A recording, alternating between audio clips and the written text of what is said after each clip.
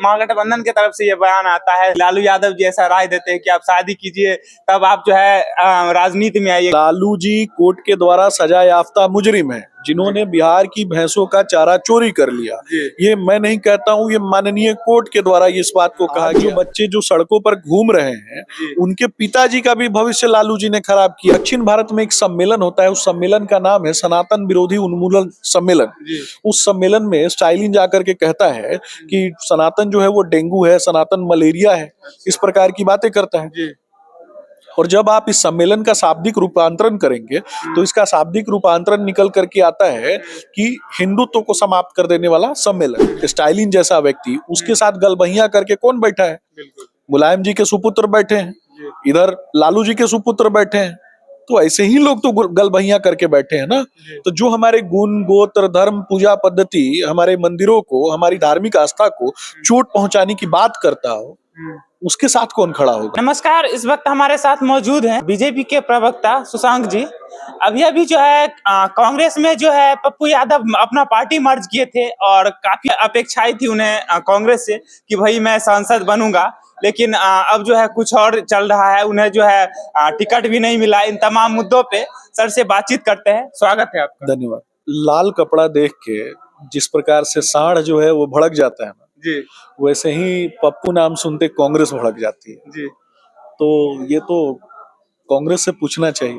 जी जी। और ऐसे भी कांग्रेस ना लगातार उनकी जो पृष्ठभूमि जब आप देखेंगे तो इस देश पर जो लगातार सांस्कृतिक आक्रमण हुए, गुलाम, खिलजी, तुगलक, सैयद, लोधी, मुगल, अफगान और ब्रिटिश ईस्ट इंडिया कंपनी, तो इस ब्रिटिश ईस्ट इंडिया कंपनी की पैदाइश और ब्रिटिश ईस्ट इंडिया कंपनी से जिसके तार जुड़े हुए, तो नफरत की राजनीति फूट डालो राज करो की नीति का अनुसरण कौन करेगा?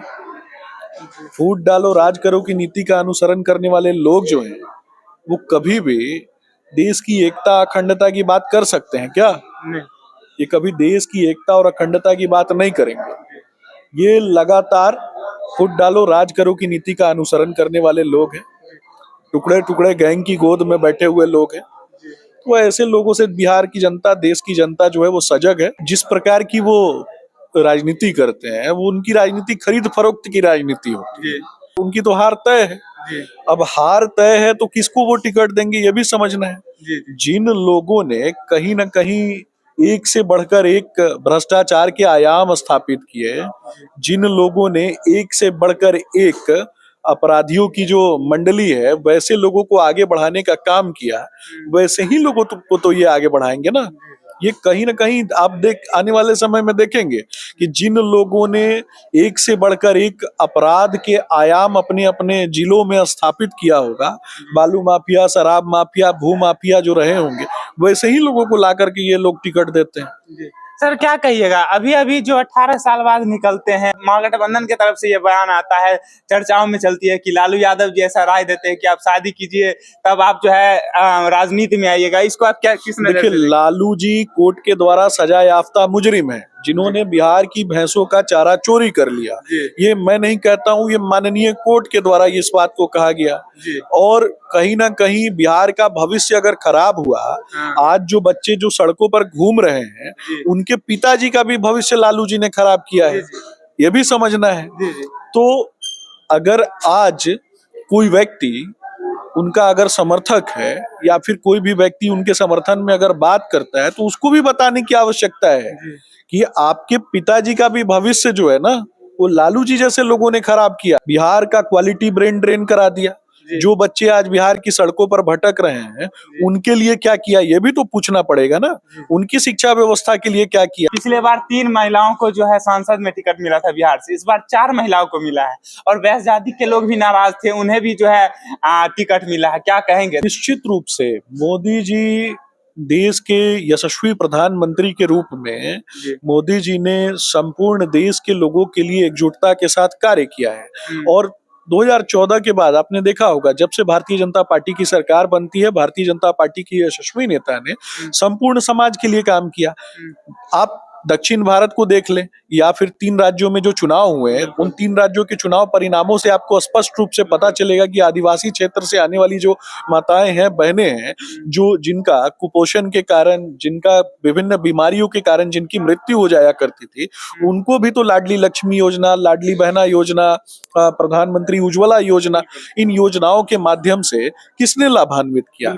देश की यशस्वी प्रधानमंत्री आदरणीय श्री नरेंद्र मोदी जी ने तो लाभान्वित किया ना। तो इसका परिणाम निकल करके आया कि देश की यशस्वी जनता ने आदरणीय प्रधानमंत्री नरेंद्र मोदी जी में विश्वास जताया, और इस विश्वास का नतीजा है कि अब की बार 400 पार के लक्ष्य के साथ हम आगे बढ़ रहे हैं। बिल्कुल सर, जैसा कि दक्षिण भारत में हमेशा लोग कहते थे कि बीजेपी का जो है शून्य होने वाला है, लेकिन इस बार का जो है बहुत सारे लोगों ने वहां गया, जायजा लिया, और सभी लोगों ने कहा कम से कम जो है 25 से 30% या उससे ज्यादा बीजेपी वहां भी वोट लाने वाली। तो इसका मुख्य वजह आप क्या कहेंगे? देखिए, दक्षिण भारत में एक दल है जी उसने अभी हाल ही में आपने देखा होगा कि इस बात को बहुत स्पष्ट रूप से और बहुत अच्छे तरीके से आपको समझना है कि इस देश में विभिन्न संप्रदाय, मजहब, पंथ और जाति धर्म को मानने वाले लोग रहते हैं, जिसमें 100 करोड़ से भी ज्यादा हिंदुओं का निवास स्थल है देश।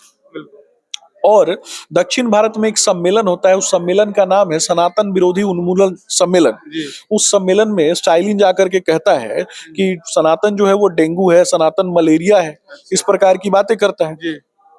और जब आप इस सम्मेलन का शाब्दिक रूपांतरण करेंगे तो इसका शाब्दिक रूपांतरण निकल करके आता है कि हिंदुत्व को समाप्त कर देने वाला सम्मेलन। देश की यशस्वी जनता जो इस चीज को देख रही है वो भी तो बहुत अच्छे से जानती है ना कि एक दूसरे के धर्म पे टीका टिप्पणी जो है वो तो करनी नहीं चाहिए, लेकिन इसके अलावा भी क्या जो हमारे गुण, गोत्र, धर्म, पूजा पद्धति को समाप्त करने की बात करता हो स्टालिन जैसा व्यक्ति, उसके साथ गलबहियां करके कौन बैठा है? मुलायम जी के सुपुत्र बैठे हैं, इधर लालू जी के सुपुत्र बैठे हैं, तो ऐसे ही लोग तो गलबहियां करके बैठे हैं ना। तो जो हमारे गुण, गोत्र, धर्म, पूजा पद्धति, हमारे मंदिरों को, हमारी धार्मिक आस्था को चोट पहुंचाने की बात करता हो, उसके साथ कौन खड़ा होगा? बिल्कुल बिल्कुल।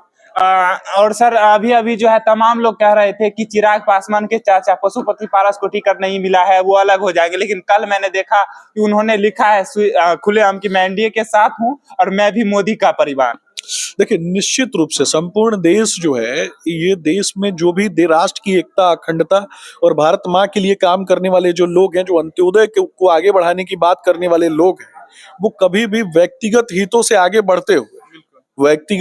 आगे बढ़ते हुए निश्चित ही अगर राष्ट्र कल्याण की भूमिका में अगर होंगे तो वो कहीं ना कहीं आदरणीय प्रधानमंत्री नरेंद्र मोदी जी के साथ अपना जुड़ाव महसूस करते होंगे।